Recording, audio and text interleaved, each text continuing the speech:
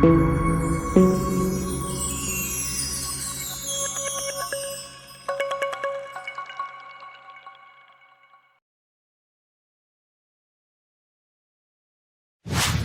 शाम प्राची टीवी पर सीरियल देख रही होती है। तभी उसकी सास वहां आती है। अरे सीरियल में तो ऐसे मग्न है जैसे आज रात का खाना पड़ोसी आकर बनाएंगे। मुझे पता ही नहीं था आपने अपने बेटे की शादी पड़ोस में भी की हुई है। हैं? मतलब? मतलब इस घर में सारा काम बहू ही करती है, आप तो सिर्फ खर्राटे मारती हैं। अच्छा जी, फिलहाल तो तुम आराम फरमा रही हो, चलो जाओ, ये मेरे टीवी देखने का समय है। आहा, इसीलिए मुझे भगाया जा रहा है। सॉरी, अब तो बिल्कुल नहीं जाऊंगी। प्राची की इस बात पर दोनों सास बहू के बीच टीवी रिमोट के पीछे बच्चों जैसे छीना झपटी शुरू हो जाती है, जिसके बीच श्लोक भी काम से घर वापस आ जाता है। हाँ, आज मेरी चूहे बिल्ली की जोड़ी किस बात पर झगड़ रही है? अरे तेरे बीवी मुझे टीवी ही नहीं देखने दे रही। अरे तुम्हारी मम्मी मुझे खाना बनाने के लिए फोर्स कर रही है।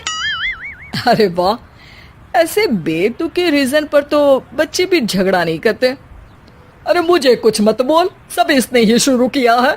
हाँ हाँ, जैसे आप तो बहुत दूध की धूली है ना। अरे बस, दोनों चुप। प्राची जाओ, खाने की तैयारी करो। और माँ तुम छोड़ो, तुम्हें क्या बोलूं, शांति से अपना सीरियल देखो, मुझे दोबारा लड़ने की आवाज सुनाई नहीं देनी चाहिए। ऐसा बोलकर श्लोक वहां से चला जाता है, जिसके पीछे पीछे प्राची भी कुछ न कुछ बड़बड़ाते हुए रसोई में चली जाती है। हाँ हाँ, सासू जी को तो कुछ बोलेंगे ही नहीं, बस मुझ पर ही हुक्म चलता है, खाना बनाओ, जैसे मैं इनके घर में खाना बनाने के लिए आई हूँ। इसी तरह शाम बीतती है और रात को श्लोक और प्राची की सास खाना खाकर सोने चले जाते हैं, लेकिन प्राची गुस्से में कुछ खाए बिना काम में ही लगी रहती है। इस घर में किसी को घंटा फिक्र नहीं पड़ता, मैं खाऊं या भूखी रहूं। प्राची कुछ देर के लिए रसोई से बाहर जाती है और जैसे ही वापस आती है तो वहां दूध का भरा ग्लास देखकर हैरान रह जाती है। फिक्र पूरी है, बस दिखाना नहीं है। प्राची दूध पीकर सोने चली जाती है और अगली सुबह एक बार फिर सास बहू का कार्टून नेटवर्क स्टार्ट हो जाता है। ये तुमने ही किया है। अरे अजीब जबरदस्ती है, मैं बोल रही हूँ मैंने कुछ नहीं किया। दोनों ने मिलकर पूरे घर को पागल खाना बनाया हुआ है। यहाँ कोई नॉर्मल इंसान तो रह ही नहीं सकता, इसीलिए अब पड़ोसी क्या रिश्तेदार भी घर आने से कतराते हैं।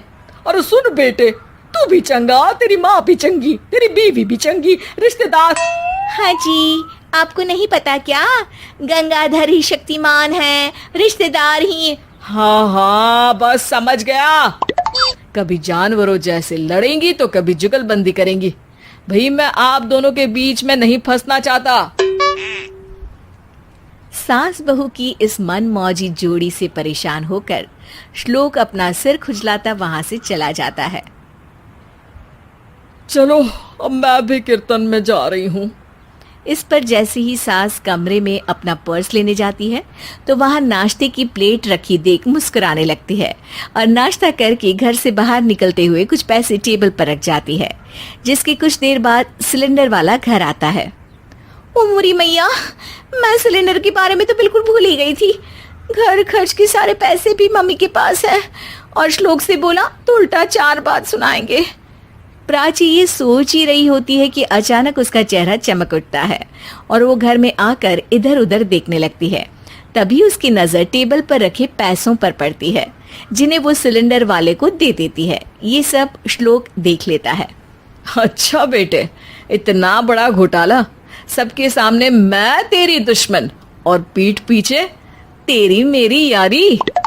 इस पर श्लोक एक प्लान बनाता है और शाम को सब एक साथ बैठे होने पर बोलने लगता है।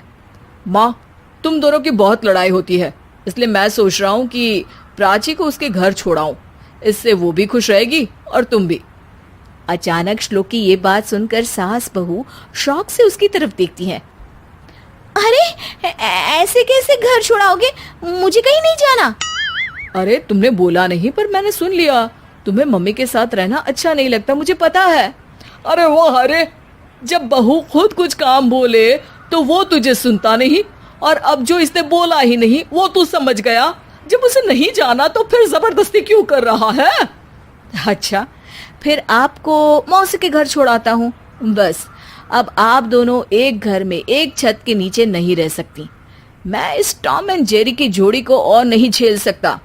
है? ऐसे कैसे नहीं रह सकते?